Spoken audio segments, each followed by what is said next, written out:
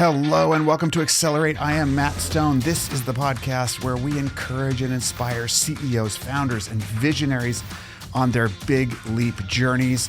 We talk about the stories and strategies that will help you accelerate toward your big leap destination with purpose, humility, an open mind, commitment to growth, and recognition that the way we get there is at least as important as where we end up. And I'm so delighted that you've tuned in today. And it is Wednesday, October 19th, and even more Halloween decorations are going up in my building, and there's going to be trick-or-treating in the building, so I'm kind of getting excited about seeing all the little munchkins dressed up. It'll be fun. I've been out of the country for a while.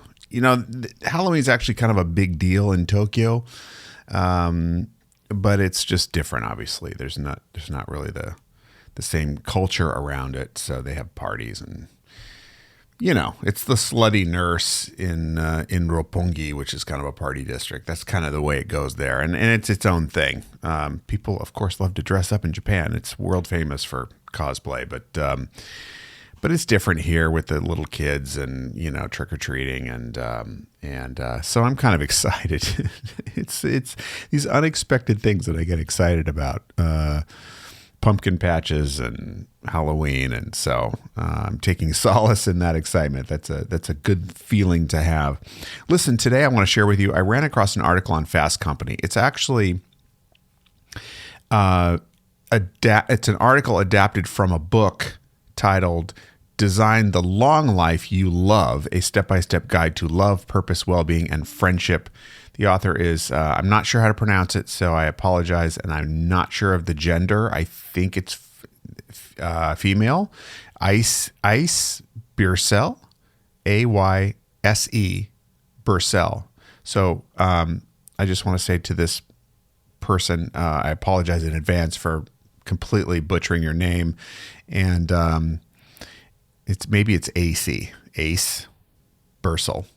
Or Biersel, not sure. The book's coming out, it seems December of this year. So this is kind of an adapted article. And look, I'll cut to the chase. The article is titled, it's from September 22nd of this year, 3 Strategies to Disrupt Yourself for Greater Success in Changing Times. Now, the first part of it is basically the author talks about how they were going to do some research to present at South by Southwest, a conference, and it was canceled in March of 2020. And the research that they were going to be doing had to do with working with people 65 to 90 plus years old, helping them design their lives. And they had a grant from the SCAN Foundation. There's a link to our report. But of course, the conference was canceled, and everybody had to shelter in place, and they had to kind of rejigger, you know, what they were doing. But the article goes on to talk about these three things you can do, 3 strategies to disrupt yourself. And the first one's about, you know, loving yourself. And of course, that's one of those topics. And we're kind of in this business where you can say, you know, you need to love yourself, but that goes very, very deep. I mean, the sense of self-awareness, self-acceptance is not a throwaway topic. So while I appreciate that she puts it in there, it's not even the beginning of what it takes to actually love yourself. It's a practice, and it takes a lot.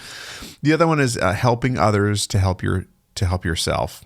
But you don't do it for that reason, but that's the benefit. We talk about that all the time on this podcast. Everyone is familiar with the benefits of helping others.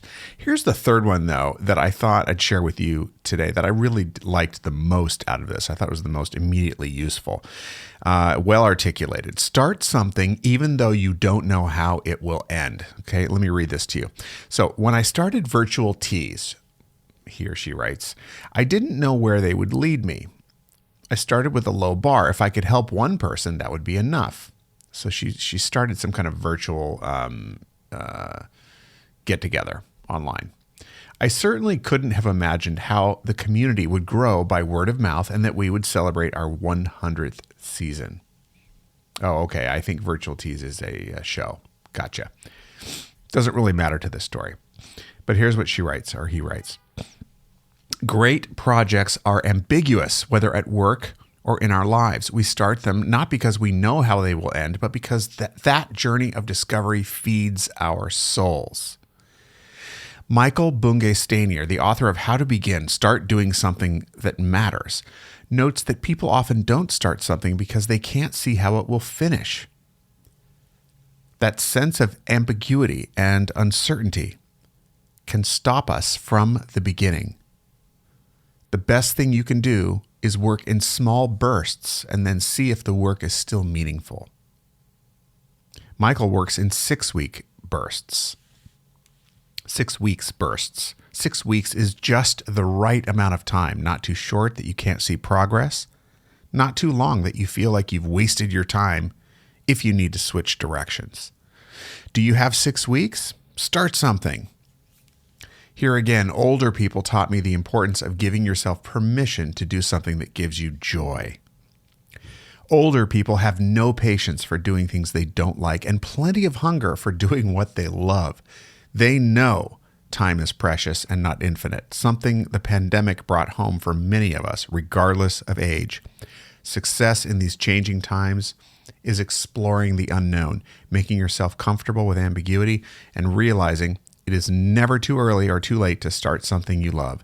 You might transform people's lives in the process, including your own. I just thought that was a really well-written and great concept to hang on to.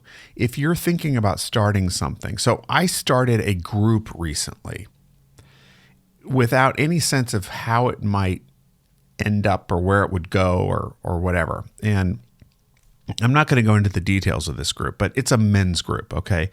And I had some reservations because I hadn't fully formed the concept. I knew in broad strokes, I had some key principles down.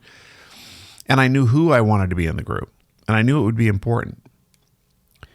But, you know, we've met a couple of times now. And I'm just seeing magic happen. Absolute magic happen. And the form of it, the purpose of it is continuing to refine with everyone's input. But this really resonates with me. Now, the balance I've found with starting things, because many of us started things during the pandemic, and you know, I've always been keen to start things, is not starting too many things. There is a bit of thought that, in my experience, you need to put into it, and that is, what is your underlying why? Where is it coming from? And I think this piece sort of touches on it. It has to be something connected with something that you love. Something that's very important to you. You can start too many things and then it just becomes diluted. And you got too many spinning plates and you can't focus fully on or adequately on any of them. So that's a danger. But the sentiment, I think, is just spot on. Could you try something for 6 weeks? Just to do it?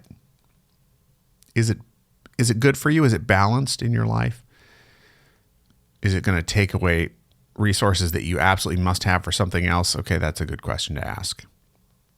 But it's a really, really, really great sentiment. And so what is it that you're holding back on because you can't see how it would play out?